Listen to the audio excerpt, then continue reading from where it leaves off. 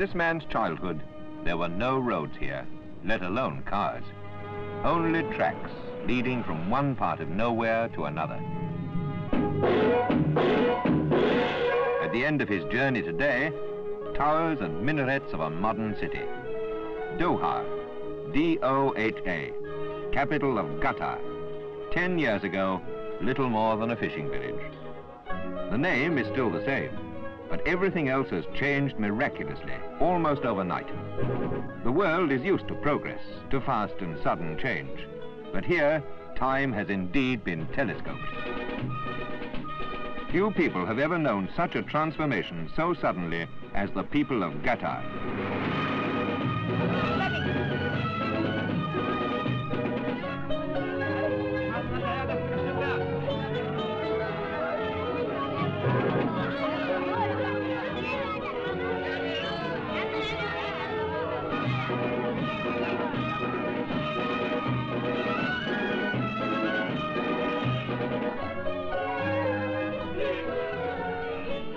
It is a small country on the shores of what, on some maps, is marked as the Persian Gulf. To the Arabs who live along its southern shores, it is the Arabian Gulf. Qatar is a tiny peninsula, only 50 miles wide and 100 miles long, supporting a population of some 100,000 people.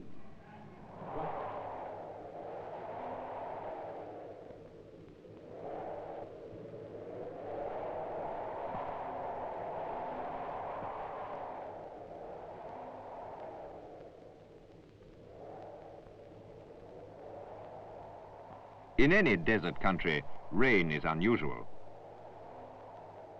Here, no more than 2 inches of rain in a year has ever been known. But strangely, it has been enough to sustain the growth of a few weeds. This coarse scrub has supported some sort of life in Qatar for centuries.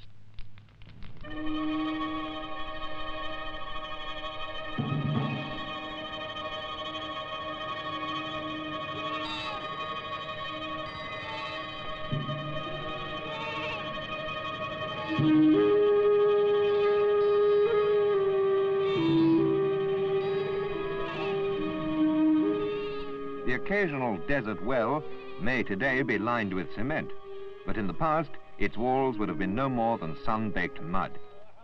The tempo of life for the wandering Bedouin of the desert has not otherwise changed for thousands of years. A way of life still unchanged in many parts of Arabia today. Talk is of the animals on which life depends, their grazing rights on which other tribes may have trespassed.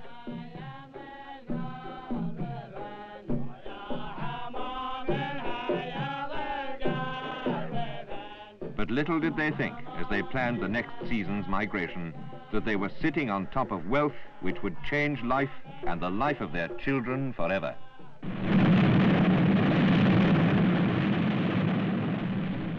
Oil. Oil in commercial quantities was discovered in Qatar in 1940, but Qatar had to wait for almost a decade before she could begin to reap the benefit. The Second World War halted further development, and it was not until 1949 that the first shipment was made from the oil field at Durkhan. Since then, more than 80 million tons have already been exported from this one source alone.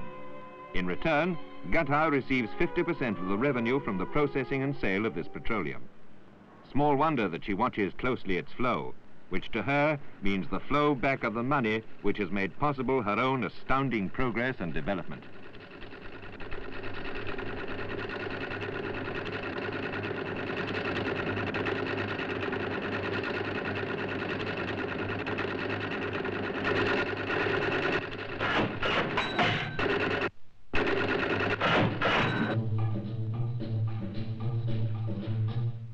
The music in Qatar today is this non-stop pumping of oil and the non-stop flow of money back into the country.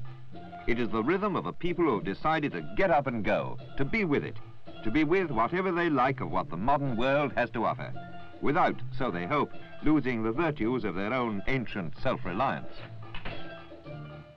Talk today is no longer of the migration of animals, the grazing of herds. In the shops and offices of commerce, it is import licenses and the expansion of business, trade. In the offices of government, it is how to use the income from oil to raise the living standards of a people to whom a smart car was unknown very few years ago.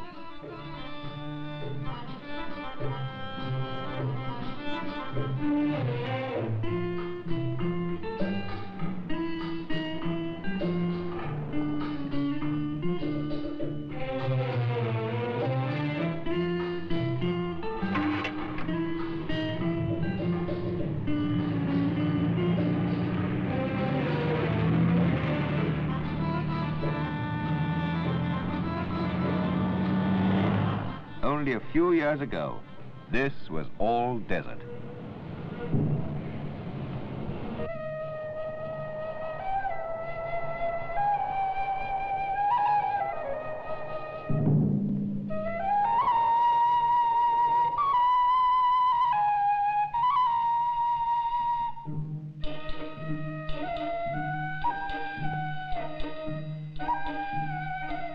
A century ago, an Englishman wrote of Qatar that it is not from the land, but from the sea that the natives of Qatar subsist, and it is mainly on the sea that they dwell.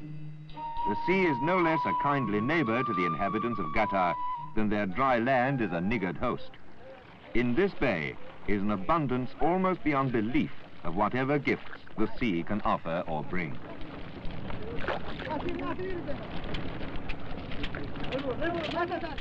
And the greatest of all these gifts were pearls. As far back as Babylonian times, the pearls of the Arabian Gulf were known and chronicled. During the season, hundreds of ships would set sail from Qatar in pursuit of this rich harvest from the sea. At the turn of the century, these waters were producing half the world's total catch of pearls.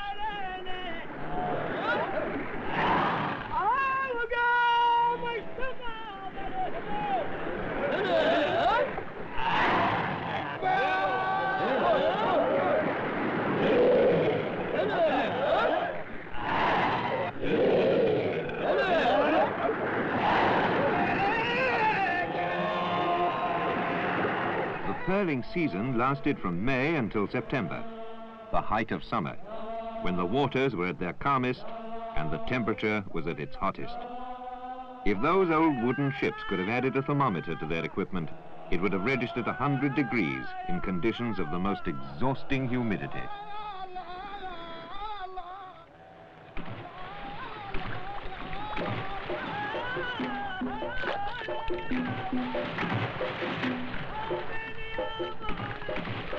The waters of the Gulf are shallow, seldom more than 50 fathoms. The diver would go down and up for a period of 6 to 8 hours a day, staying down for sometimes more than 3 minutes. And this went on all day long for the 4 hottest months of every year.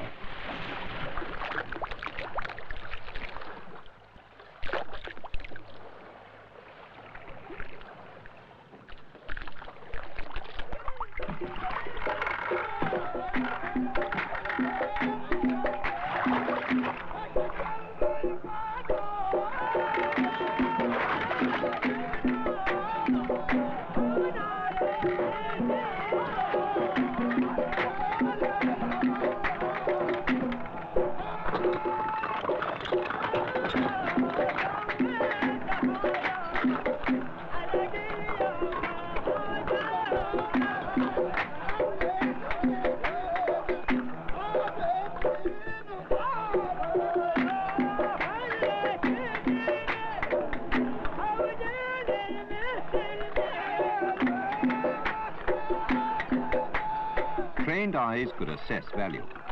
Maybe al-badla, a largish pearl but poor in color. Al-jolo, first-class color but not quite perfectly formed. Al-sharin, almost perfect in both color and shape. And once in a while, al-jiwan, the perfect pearl.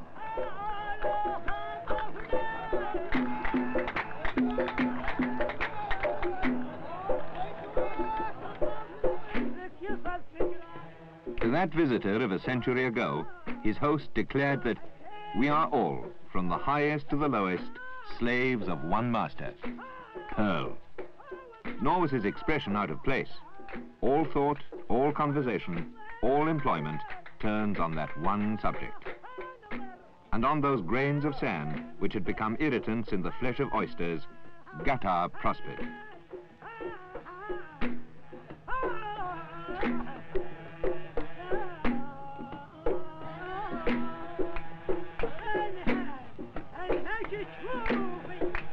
Her ships sailed to and fro, bringing to her markets and bazaars silks and satins from India, coffee from Ethiopia, and from the Yemen, frankincense and myrrh.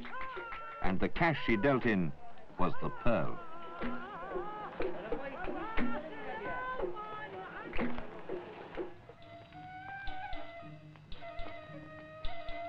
But in the 1920s, the Japanese produced the cultured pearl, cheaper, quicker, more abundant. The demand for Qatar's natural pearls fell apart, collapsed. Trade declined, dwindled, disappeared.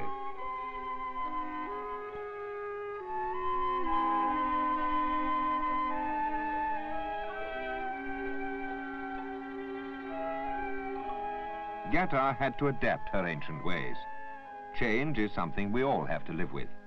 The pearl fishers had turned their backs on the desert. Where now could they look for their livelihood?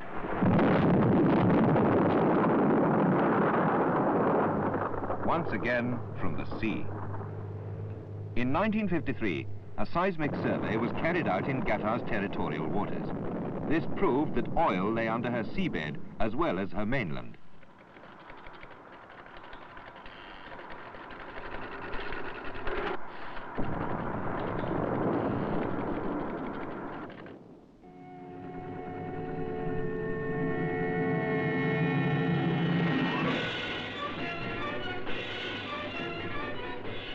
The geologists, engineers and drillers of our own age need patience and endurance just as much as did the pearl divers of old. A 2 million pound drilling platform was brought halfway around the world and oil first began to flow 2 years later. 10 further years of non-stop toil yielded yet another offshore field. And by 1965, 13 years from the start of operations, this single new concession was at last in full production at the rate of more than 5 million tons a year.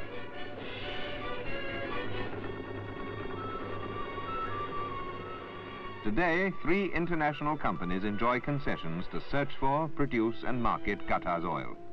For a world hungry for power, this is a rich source of fuel. For a small and largely undeveloped country, a mighty lever into the modern world. Recognized by Qataris as the founder of their modern country is the retired ruler, Sheikh Ali bin Abdullah Al Thani, father of the present ruler.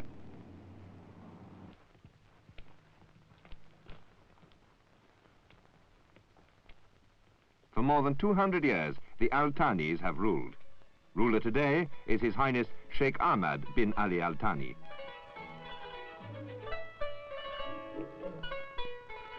This is still very much a traditional society, but by attendance at the daily majlis, the most humble in the state may have access to his ruler. He can present a petition, lodge a complaint, seek redress for wrong. This is a ritual which has its origins in the tribal life of the Arab. The head of the family, the chief of the tribe, was the adjudicator of disputes, the maker of decisions. Deputy ruler and heir apparent is Sheikh Khalifa bin Hamid Al Thani, Sheikh Ahmad's cousin. To this confrontation with the present, the Al Thanis can bring to bear a proud and formidable heritage. Their origins are in the noblest ruling tribes of ancient Arabia. The two sheikhs work closely together as a team in leading their country into the modern world. To guide and control this ever-accelerating pace of progress and development is a great responsibility, but it is one the country can afford. Qatar is a member of the Organization of Petroleum Exporting Countries. A representative frequently takes the chair at meetings called to coordinate policies with the producing companies.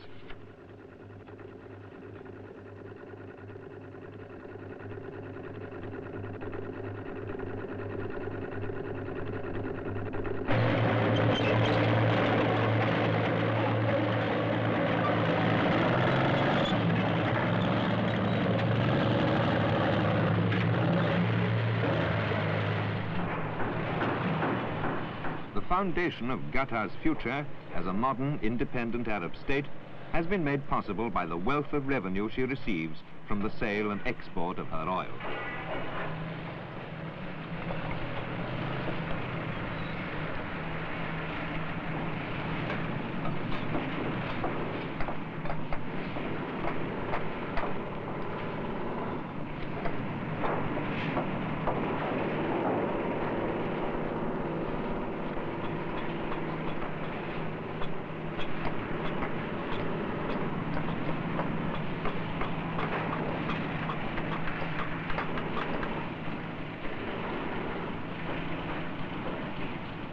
Oil is the foundation of Qatar's miraculous progress, and a product alongside is the basis of her further development.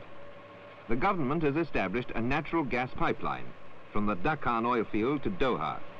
Driving the machinery of distillation plants, this new fuel produces daily millions of gallons of fresh drinking water from the sea. Natural gas is planned as the source of energy for Qatar's further industrialization.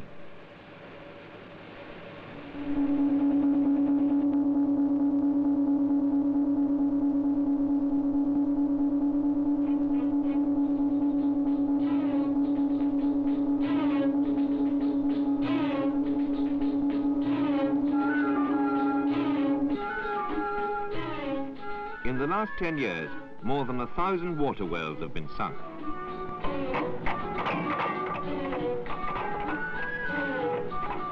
Well fields have been located and constructed, and a comprehensive system of irrigation brought into being.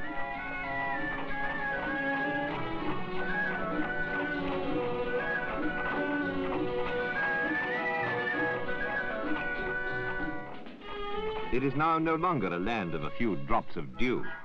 At the turn of a tap, man now makes his own rain.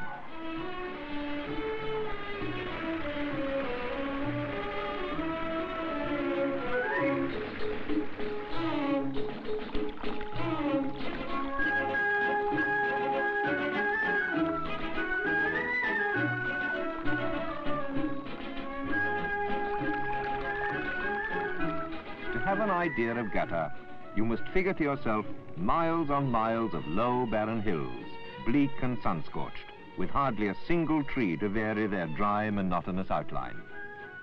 So wrote the visitor of 100 years ago. But his description could have been of Qatar only 10 years ago. For all this has been accomplished in a single decade. It might have been oil gushing into those irrigation ditches, for it is oil which has worked this miracle. What 10 years ago was desert land, barely able to sustain a handful of wandering Bedouin, is now an exporter of vegetables to less fortunate neighbors.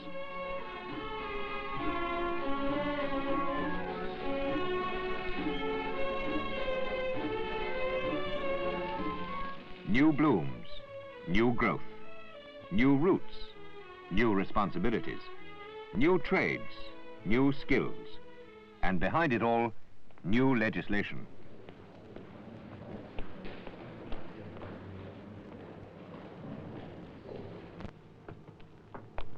Historically, the law of this land was that of an eye for an eye and a tooth for a tooth. In Arabia, the punishment for theft was the amputation of a hand. Simple, stark, severe penalties for the few crimes possible in an empty desert. In a development almost without parallel, Qatar has established a labor court. Here, counsel plead for plaintiff and defendant. The bench remains impartial, and government ensures that not only is justice done, but that it is also seen to be done.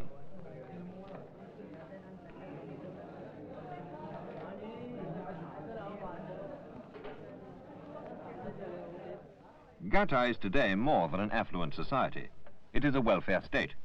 For those Qatari born, schemes of public housing are now well advanced. Although it hardly ever rains, still a man needs a roof over his head. Now he can afford to buy tables and chairs, and even a television set, he expects something other than a tent in which to house his family. After all, his days of wandering in search of water are now over.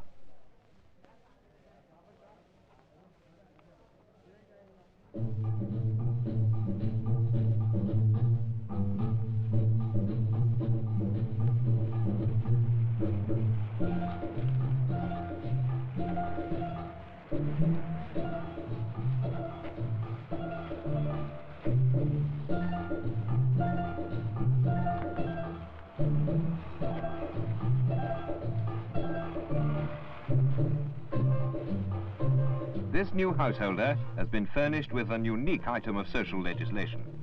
He has a quarter of a century in which to repay the loan which gave him this home, with no interest to pay whatsoever. Should he fall sick, the payments can wait. Should he happen to die in the meantime, the house becomes automatically the property of his children.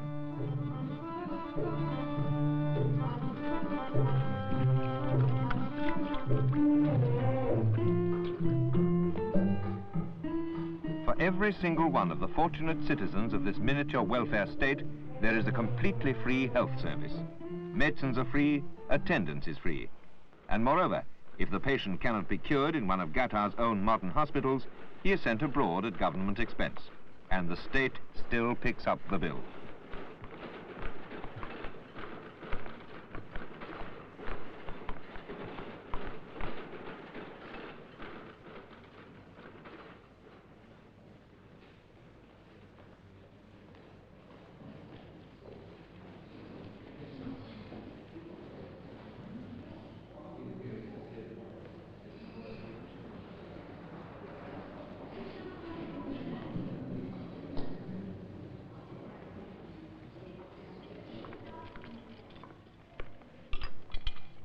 As a member of United Nations agencies concerned with health, education, science, this little country is now no longer alone in its attempt to come to terms with tomorrow.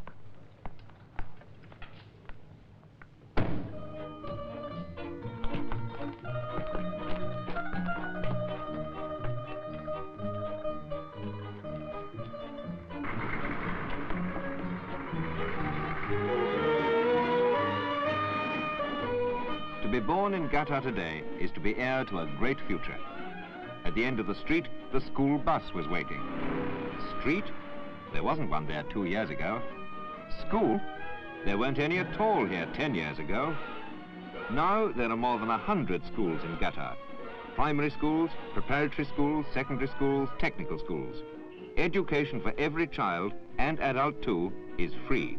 Clothing is free, books are free, transportation is free. All they have to do is learn, and that they do with intense determination.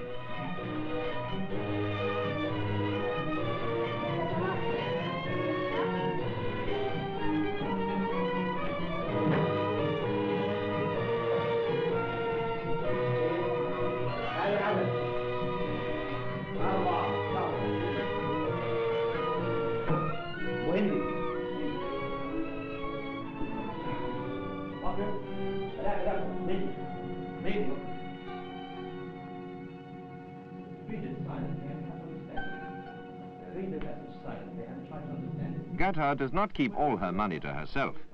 She joined in drafting a charter for Arab cultural unity.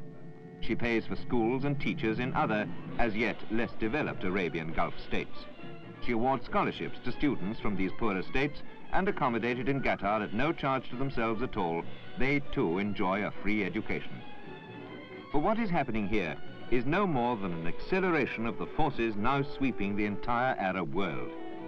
A world where Qataris, like all true Arabs, hold firmly to their Muslim faith.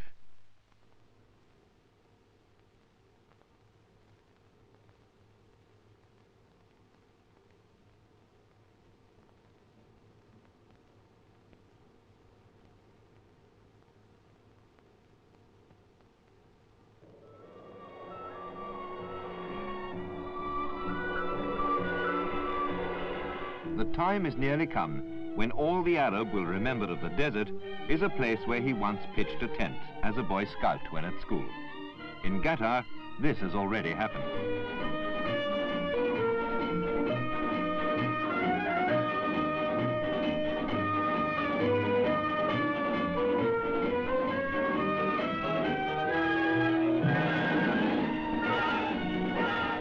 In 10 years, the discovery of oil brought great wealth to this little-known land. A small country whose rulers have provided an object lesson of how government can combine good planning and wise development in the interests of a whole community.